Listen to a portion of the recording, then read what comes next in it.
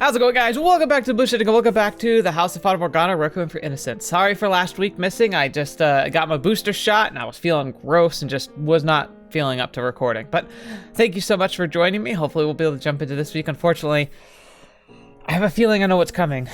I know at some point something goes horrifically wrong, and I think it happened around Morgana's birthday. So, yeah. I don't think it's gonna be a fun episode when, you know, like last episode was actually kind of enjoyable. In the last two, like we had the festival and then we had like the powerful moments between Jacopo and Morgana, and I think it's about all to fall apart, so yay for that. Not really, but just buckle up, brace yourself. Maybe I'm wrong. Maybe this will be another episode of exploring character development, but we'll have to see. Regardless, hope you guys are excited. Hope you guys are ready to join me. Thank you so much, especially for just spending your time with me. And as we wrap up the end of the year, like, let's look forward to another good year, right? Hopefully a better one than last year. I mean, I feel like they're getting better. 2020 was a dumpster fire, but at least, hey, we're on the uptrend, right? So thank you so much. Hope you guys join me, and we will jump right in. Morgana arrived as the sun was beginning to set, and our preparations near completion.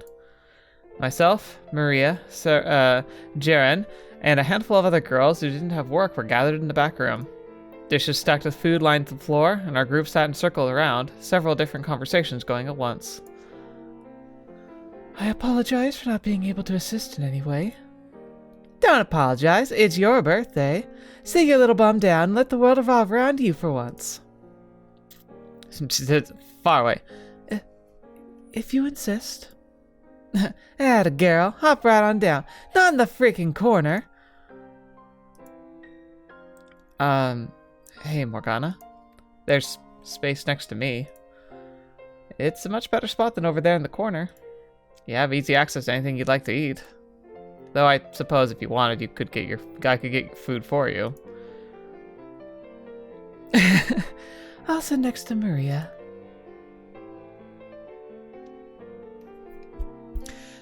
To be fair, man, you gotta be patient. Don't think I didn't hear that. Hi there, Morgs. How's the drink? Your head spinning yet? It most certainly is not. Well, let's make it spin. Let's make the whole world spin. Whee! Wine is only to be used for nourishment. It is not meant to base recreation. You shall be smitten down from above if... It's fine, don't worry. Even God's taken a day off to get wasted out of his mind. How dare you disrespect the Lord like that? Oh! Eat, drink, eat, drink. Wait, so I can't... Sheesh. I'm in heaven. My stomach's in heaven. She's sound asleep. Girl acts like it's her birthday we're celebrating here. What do you say? You want me to go give her a good whack upside the head? No, it's fine. Let her sleep. She looks so happy, I would almost feel bad waking her. If you say so. You're the one in charge today. So, you and Jaren getting on all right? Huh? It looked like you were trying to keep your distance a little while back. I don't get that impression from you anymore, but if there's any friction at all, don't hesitate to let me know. I'm getting along fine with her now. If anything does come up, I will tell you. Okay. Well, I'm really glad to hear it. With Jaren, it's, well, what you see is what you get. Once you get past that, there's another dull moment with her. Indeed. Although, it wasn't anything I did that cleared the air between us, but... Never mind. And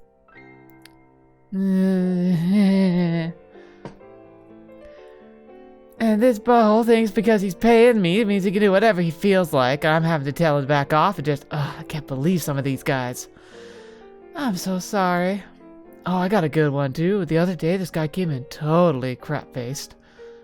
Wait, are you serious? Why didn't you tell me about this earlier? I'd have chased the pricks off if I'd known. Seems like anytime you get more than a couple of these girls together, conversation inevitably drifts back to work. Which, of course, is subject Morgana least keen on. She looks like she wants to run away. Guess I've got to step in. Guys, think you could maybe change the subject? Like we have anything else to talk about? Making a birthday girl want to hide in the corner defeats the whole purpose, don't you think? Oh, don't mind me. I don't have anything I want to talk about. At least eat something then. I've eaten plenty, thank you. I'm quite full. Then how about the cookie? They're barely sweetened and dry as rocks, but they're edible. Jacopo, you little bee. You've got some stones to crap talk my cookies in my face. Stop it, Maria. Stop throwing things at me. For gosh sake, can you not show a modicum of decorum for just one day? Yeah, you're totally one to talk. You could try not being a massive dick for once in your life. Name one thing I've done to warrant this kind of abuse. You first. You're the one who started throwing accusations. There it is, right on schedule. You two lovebirds. Fight, fight, fight. We're not lovebirds! Bleh, I don't even care anymore. You are right about one thing, though. This is Morgana's day, so let's change the subject. Like I said, I don't have anything to talk about. Sure you do. You just have to look a little harder. Not saying you have to reminisce for us. It could be anything. Let's see. Here's an idea. Any of you guys got an eye on? There is. What? Seriously? Holy crap! Who is it? Tell me. Who's the lucky guy? God. Oh. Okay. There you go. Ah, don't give me that look. I don't need your sympathy. If you're gonna dream, dream big, right? Yeah, I get where you're coming from, pinning all that powerful, all-knowing God. I'm on with you. You bold-faced liar. The grass may be a heck of a lot greener up there, but it's a bit far, don't you think? You'd better off settling for the weeds down here. Did she just imply I'm a weed? Say, the young man over... Wait, stop right there! Don't say another word. Whoopsie, me and my big mouth. I almost did your job for you. Take it, Maria! This is not good. Like, heck, I'm gonna let her spell it on a whim. I have to do something before she has another slip of the tongue. Morgana! What she was trying to say is... Then I have to go. What? I have to go to the bathroom. Sure.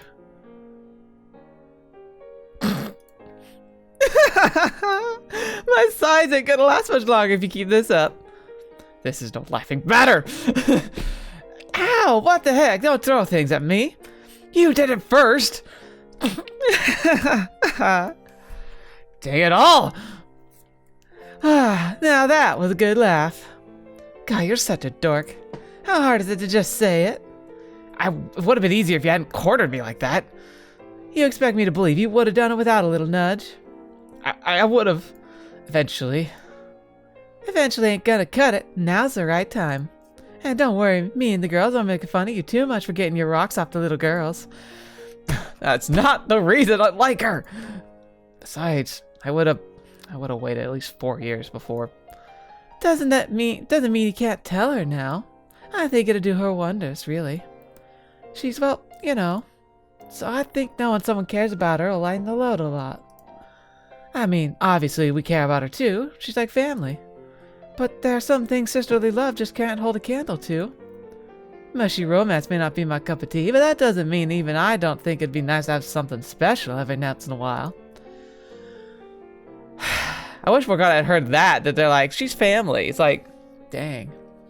That was cool. When she comes back, give her the necklace and tell her how you feel. And if she turns you down, we can all give you a good laugh about it. Maria and a few other girls chuckled. My lips had twisted almost into a knot from sheer, overwhelming discomfort. But at the same time, I knew she had a point. I could say how I felt now just as easily as 4 years from now. I couldn't develop into anything for some time yet, no, but simply letting Morgana know that someone cared about her, and her specifically, could very well lighten some of the load she bore. As much as she had warmed up to us, she still very clearly kept herself walled off. And though she tried to pretend otherwise, she did get rather gloomy whenever she passed by something reflective. But if I could convince her that her physical appearance had no bearing on my feelings, then maybe, just maybe, it could clear away some of the clouds hanging over her. Possibly even light the way to the day when I could at last see her smile. That was all the motivation I needed. I'll do it. I'll tell her. Not only for myself, but for her as well. I can do this. And now I'm making myself nervous as heck. Calm yourself, Jacopo. This is nothing. You've infiltrated the Lord's Manor, for crying out loud. Telling a girl how you feel is considerably less likely to kill you. Even a child could do it. You look so tense your nerves could snap out at any moment. I'm not! Gosh darn it. Please hurry up, Morgana. I want to get this over with as soon as possible. That's not the attitude. Crap. I knew it. Huh? What was that? Sounded like a scream. Trouble with a client, maybe? No, it didn't sound like that kind of scream. Something's wrong. I can feel it in my gut. Maria, I need you to take the girls down to the cellar. Now. All right. I'll settle them down, but I'm coming with you to see what's up. It could just be a client causing a ruckus. No. You go with the girls. I'll check it out. Now get moving. Okay, I'm going. Wake up, Jaren, come on. Now. Oh boy. Follow the first, there were several more screams intermingled with what sounded like men shouting from the guest room. Something very bad was happening out there. My sword is back in the armory. Dang it. Taking a brief detour to the kitchen to grab a knife, I then dashed through the corridor toward the source of the disturbance. Shoving my way past several layer thick makeshift curtain. Oh boy. No, help! Ah! Gosh darn it. Stay back! I'm just a customer. I didn't have any... Ah! What the heck am I seeing? Ah! Why is this happening? Serious all they got? That crap's worth more than most of this garbage. Take the whores alive, you hear me? They'll probably sell for more than anything else we find. They were laying waste to the brothel. Untrained, unarmored, and unclothed. The girls and their clients alike were helpless against the slaughter being rained down upon them. Bludgeoned, mutilated, massacred. Like a dozen men, thieves by the looks of it, had swarmed the brothel, utterly ravaging it. Blood spattered every which way, shining in colorful fabric taking on the walls. The stench of blood, screams of agony, cries of fear, and hosts of a mad glee all blended into one sickening blur. Gah! I nearly stepped into the chaos, but stopped myself at the last second. I was furious. Of course I was. I knew those girls and the band of barbarians were slaughtering them before my very eyes. I wanted nothing more than to charge in and rescue all of them. But I also knew darn well that me charging in there alone would accomplish nothing. Gosh darn it!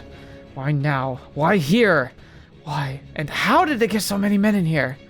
If there were any signs of organized movement, someone would have noticed. I would have heard about it. How did they manage to sneak past everyone who we had on patrol? How is it even possible a bunch of darn bandits managed to organize a raid of this scale without anyone catching wind of it? God dang it. There's no saving anyone from this in the guest room. I need to find whoever else I can and get them through the back. As soon as I had decided there was nothing else to do, my job was obvious: to minimize any further loss of life. I knew logically it was a smart thing to do, but the knowledge didn't do anything to quell the anger roiling inside of me. Then another thought snapped to the front of my mind, rattling me further. Morgana! She had said she was going to the bathroom, which meant she hadn't come this way. Or so I dearly hoped. But hope wasn't enough to overcome the fear that she had. I searched frantically for any sign of her. More panicked than ever, even I realized. I knew exactly what one of those brutes would do to Morgana if they happened to cross her. A prostitute in decent health they would merely take captive. As seeing Morgana's face, they would assume she had some kind of disease. And they would kill her honest without second thought. Morgana. Intended to take my search elsewhere, I set off, my shadow subtly darkening. But too much of a rush to notice. Something seemed to crash into me from behind. The world flashed in and out of view. For a split second, the multicolored fabric around me appeared black and white. I barely held on to my consciousness. A few seconds later, the pain set in. Gah! My gaze drifted downward to the curious protrusion in my stomach. Oh gosh! The tip of a blade sticking out of my gut. Blood streamed along the metal surface. What? I twisted my body, distinctly aware of every minuscule movement of the blade as it slid through raw flesh back out the hole it had entered. It was almost enough to make my legs buckle. When I finally managed to turn all the way around, there stood a large man, probably grinning. He kicked me backward, and then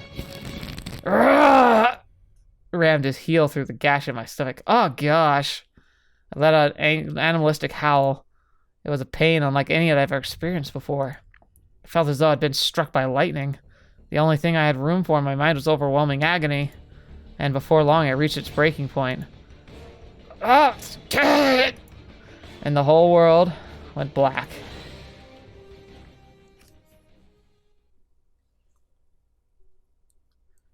Jacopo? Jacopo! Wake up, please, open your eyes. I can't have you dying on me too. I'm begging you, open your eyes. It's gonna be Maria. Jacopo! Where am I? The back room of the brothel? I'm alive. Where is she? Lie back down. Are you trying to kill yourself? You're hurt bad enough as it is. I've been bandaged up. They're still bright red. I guess the bleeding hasn't stopped. I'm cold. I swear to God, I was sure I'd lost you. Maria, are you crying? You got a problem with that? A-hole? I'm sorry. How many years has it been since I saw her cry? It was back when she was 12, I think. Besides us, there are 2 other girls here. Not a sign of Morgana or Jaren. There can't be everyone who made it, can it? I have to see. What did I just say? Lie your butt down. You need to give it some time before to heal before you move around much. Jacopo! Ignoring Maria's pleas, I stumbled my way toward the guest room, leaning against the wall for support. I had evidently lost quite a bit of blood. I was freezing cold and constantly on the edge of vomiting. My body was heavy, like someone had strapped a boulder to my back, and my vision swirled, distorting with every step I took. He just got stabbed in, like, the back and, like, the gut. Like, that normally is pretty lethal. It's a long way to die, but how does he survive this? Especially if you can't afford, like, a proper surgeon.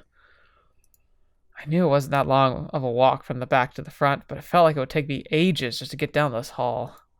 Like I was on an endless march toward a vast, empty abyss.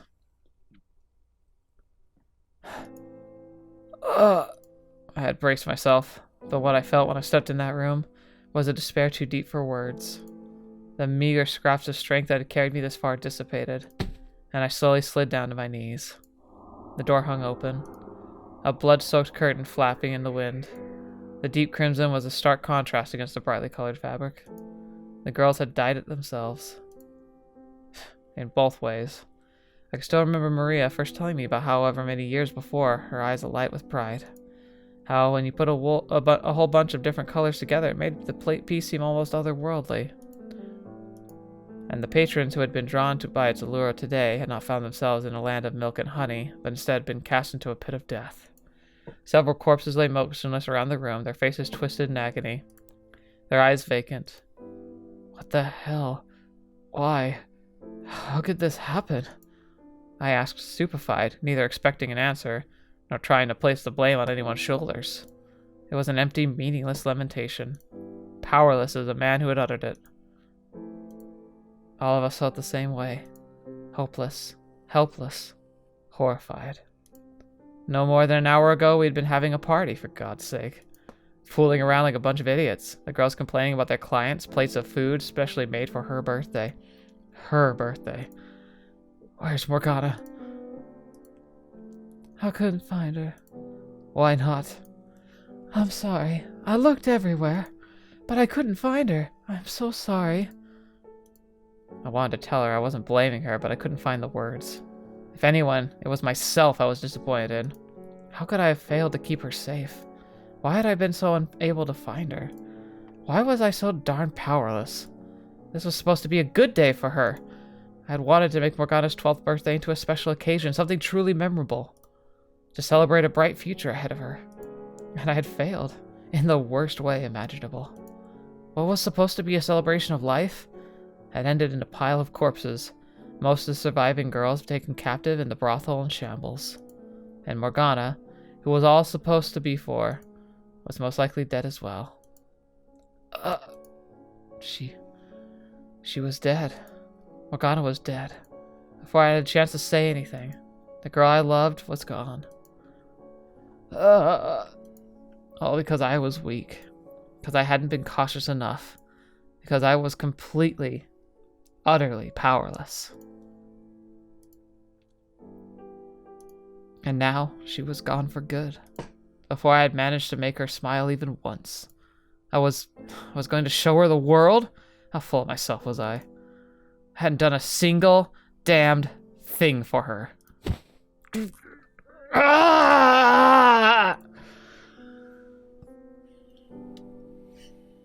Physical strength was meaningless for what I wanted to achieve. What good was being number 2 in our little band of peacekeepers if I couldn't even stand up to a pack of bandits? I didn't have any real power. I was worthless, helpless, weak. My sole job was to keep this place safe, and it was painfully clear how unsuited to the task I was.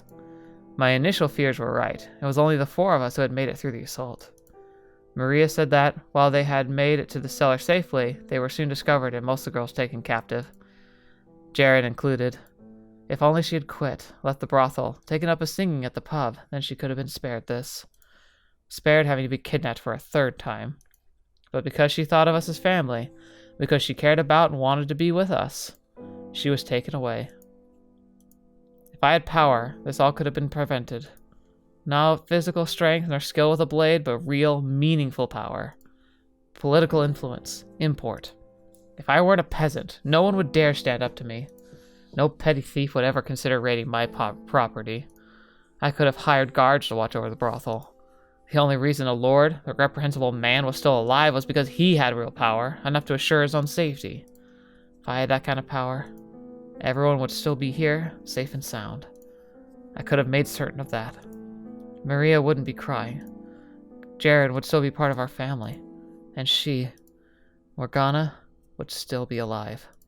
She would be by my side. That one simple thing could keep anything like this from happening again. In short order, Gratien burst into the brothel.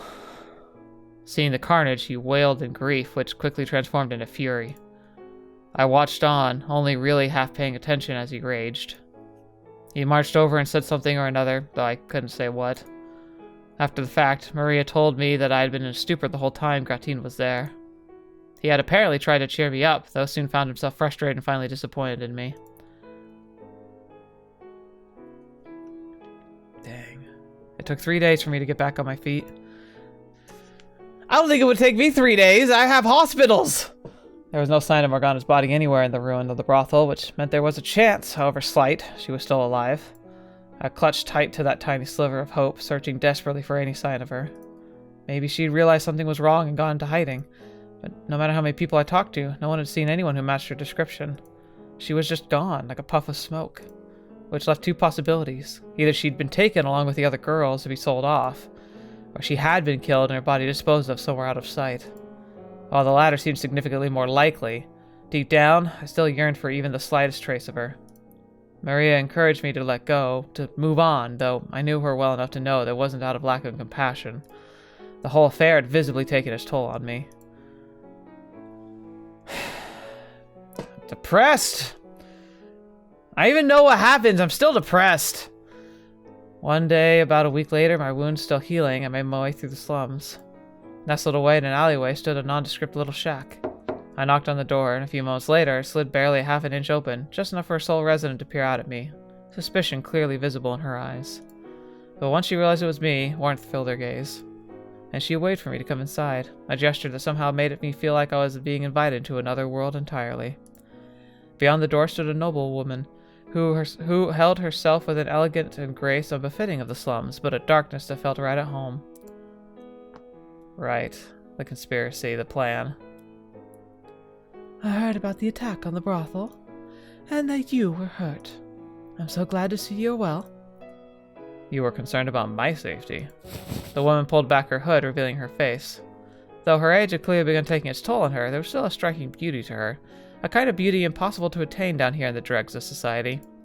Her hair was burnt brown, her skin dark, her facial structure somewhat similar to mine. I remembered that this wasn't the first time I'd seen her. Though she was fairly recently, not many years ago she would have had me believe. We had briefly crossed paths on the day of Midsummer Festival. The woman I'd bumped into, that was her. Okay. Of course, show me a mother who is not always concerned about her child's safety. The woman's name was Jinerva, and she claimed to have been maidservant for the previous lord. It was unusual enough for someone of her stature to be living in a rundown shack in the slums, but her story got even stranger. She had supposedly had intimate relations with him. She had borne his illegitimate son, and a month earlier, she had come to me and said I was that child. Says the woman I've never seen until a month ago. Physical distance has no bearing on a mother's love. If you'd gone to speak with the Lord and revealed your lineage when I first came to see you, you would have never had to been in that kind of danger. Jinerva spoke as though she knew exactly what had been going through my mind this past week. The very words she had dominated my thoughts as I looked out upon the wreckage. If only I had done as she said and asserted my own nobility. Then I would have had the power to prevent the attack on the brothel, to protect the people I loved. If what Jinerva said was true, the Barroner family once possessed more land than even the king. That land, and the family, was divided up between each of their sons. The Barroners were only a few generations removed from the current royal family, which is why they were controlled so much land in the first place. And that means, though it had diluted with each successive generation, there was still royal blood in the Barroner bloodline. And a child begotten above the previous lord was more than entitled to a place among the nobility. However, realistically speaking, even if I had lent my ear to her cajolery, I wouldn't have changed anything. Or worse, it could very well no longer be in this world. I wasn't stupid. This noble woman, she was just using me. There is still time. Go to the Lord's manor. Show him. I'm not really your son, am I? Jinerva fell silent for a moment, observing me. I had no memory of my mother. Sure, it might be nice if she were to show back up one day, but that just wasn't likely. Her whole story was extremely contrived. The sun couldn't decide to rise in the west one day, and there would still be a drop of noble blood in my veins. I knew perfectly well how filthy the blood in me was. Discussion will progress much smoother if we both know what the other wants out of this arrangement. Start by telling me who you really are.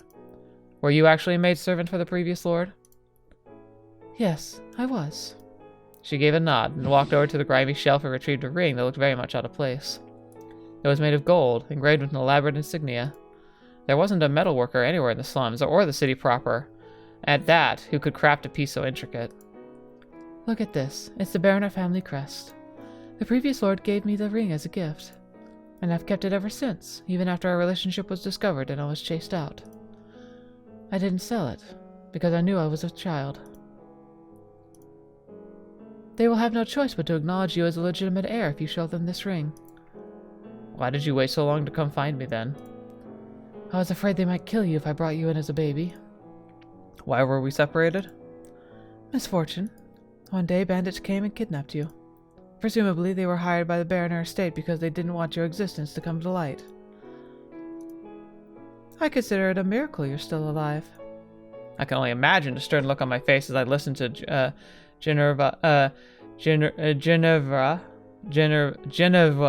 I guess that's how it's supposed to speak. Part of me did indeed want to take everything she said as true. Wanted to believe that I was someone important. Wanted to grab hold of the fantasy, and I did have noble blood in me, and never let go of it. I had not come face to face with my own powerlessness a week earlier. Perhaps I could have swallowed the delusion, used it as a stepping stone for my dream to show Morgana the world. It would appear you've done your research. I don't have any other family, to the best of my knowledge, which does indeed make me a good candidate for you to step in and claim your stake on.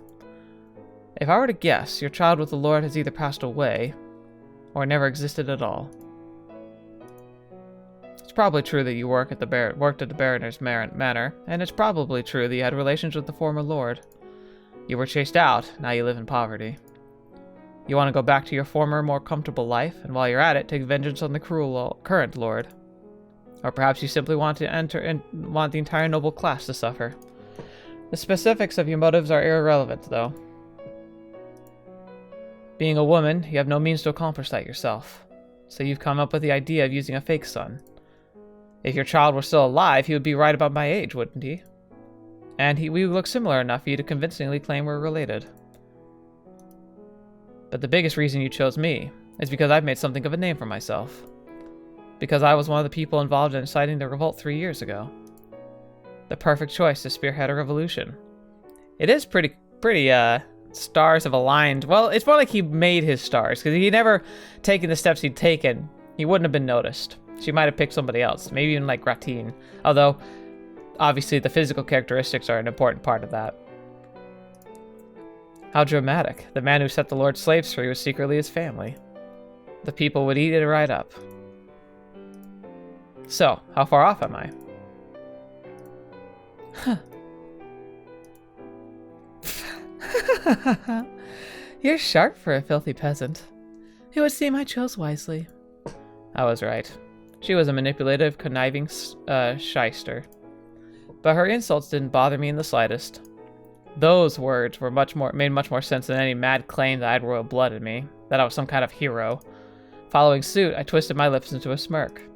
I was a filthy peasant, and I was fine with that.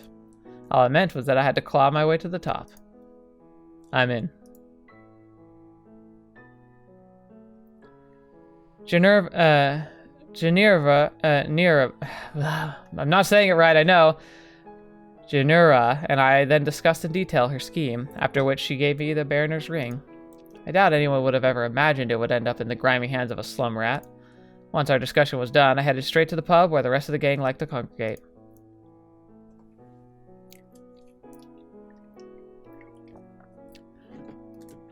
Good, Jacopo!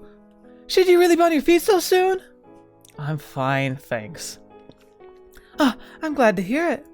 Oh, and I'm so very sorry about what happened at the brothel. Is the gang here? What? Oh, yes, near the back. Thank you. Are you sure you're okay? Well, look what the cat dragged in. Was just talking about going to whip your sorry butt back into shape. You ain't still moping, are ya? I get it, kid. I do. It's bollocks. But you're a man. Instead of crying, you should be... Gratine? Yeah? It's time we started ourselves a revolution. Are you just gonna stare at me or actually say something? You're the ones who are always going on about revolution this, revolution that. I think it's called being shocked into silence. You serious about this, Jacopo? I am. Am I one to joke about this sort of thing? No, you're not. You sure as hell aren't, are ya? Well, it's about damned time, if I do say so myself. I knew you'd come around eventually. I knew you wouldn't sulk forever. Things are getting way better once we rip that effort's head off. Should cut down the number of people turning into thievery, so we'd never have to deal with anything like what happened at the brothel again. Never again, you hear me? Indeed. What do you have in mind, Jacopo? Didn't you say we've needed from a noble to have a chance? We can figure that stuff after we crush the Lord's skull. Yeah, I don't think that's the best plan. What's gotten into it all? You're all going about how you want to start a revolution. Now we're actually talking about it. You're pussying out? No one's pussying out. It's just... we have a noble. For real? Well, if you got it all worked out, why didn't you just say so? Who's our guy? Who's the noble who's agreed to give us a hand? The former lord's illegitimate son. His actual son? Really? That means he could illegitimately inherit the lordship. Whoa. How the heck did you get in bed with the biggest fish in the city? If you're telling the truth, this is huge. That don't just give us a leg to stand on, that puts us in a darn law on our side. So how hard it'll be to set up the meeting with the guy? This ain't some measly uprising. If we're going through with this, I'd like to see our royal sponsor for myself. You're looking at him. Say what? I am the former Lord's son.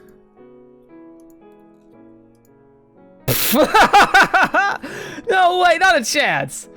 Seriously, kid. You need to find yourself a functioning sense of humor, because that just ain't funny. I'm telling the truth, and this ring proves it. It's a nice ring and all, but how does it prove you're a baroner? Where did you... How? This is the real deal. I was a slave at the Lord's Manor for a while. I've seen the family crest enough to recognize it. As I said, I'm not the kind of person to joke about this sort of thing.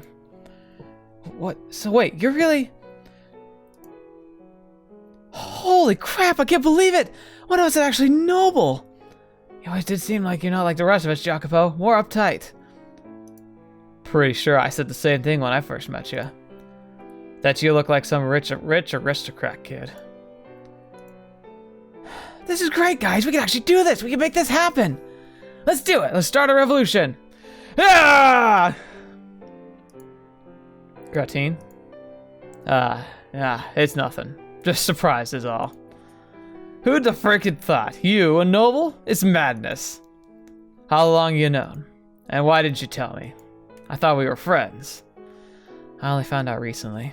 I'm sorry for keeping it from you. It all happened so very suddenly. I was waiting for the right time to say something. No need to apologize, kid. You just put the wind back in our sails. Don't think I'm gonna start buttering you up just because you're a bona fide stick up the butt now, though, huh?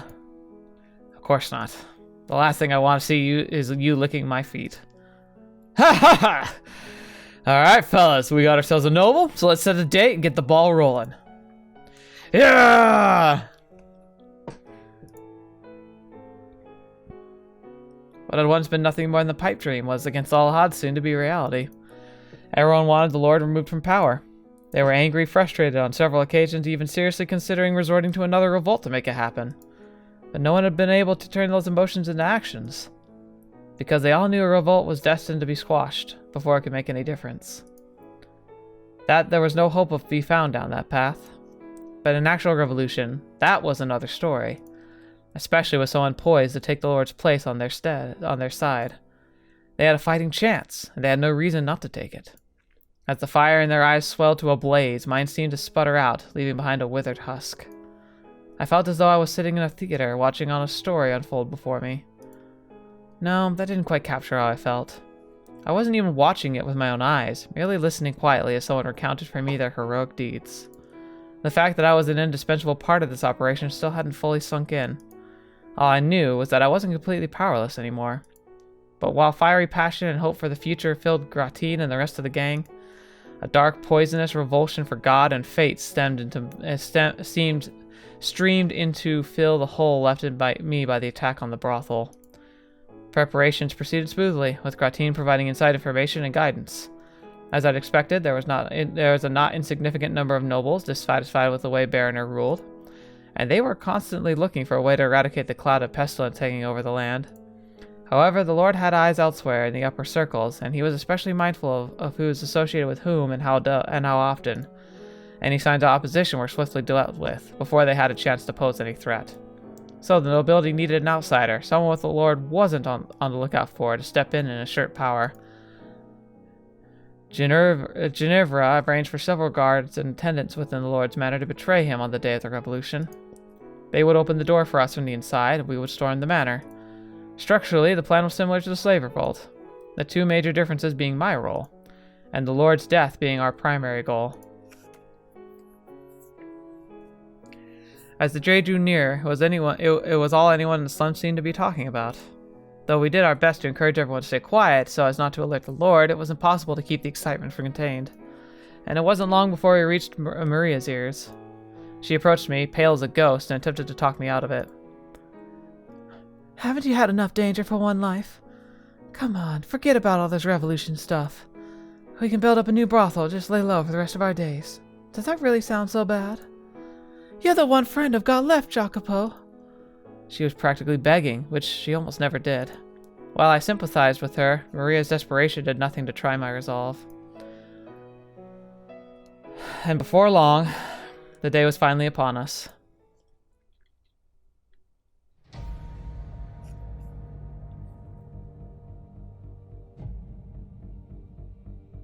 Alright. A bit of a shorter episode today, but this is a good place to stop. We're going to start the next year with the revolution itself. Poor Morgana has been taken off. She's currently in the wagon and eventually set to meet the beast. I don't know. I wonder if we're going to eventually, like, when we tie up Jacopo, are we going to follow him as he is the Lord and, like, his story with the Lord? Or if we're going to follow Morgana and her story more detailed? I'm not sure what to expect. But this should be an exciting return, and good to see Baronet struck down finally. That'll be lovely to see. So hopefully look forward to that. But thank you guys so much for being here today. I knew this was going to be a hard episode, but oh my gosh. It hurts so much. It's like so sad. It's just, I wonder if they ever find out like how this happened. Like, was there something else more to it, or was it really just a random like thief attack just coming for slaves and thought they found a simple mark?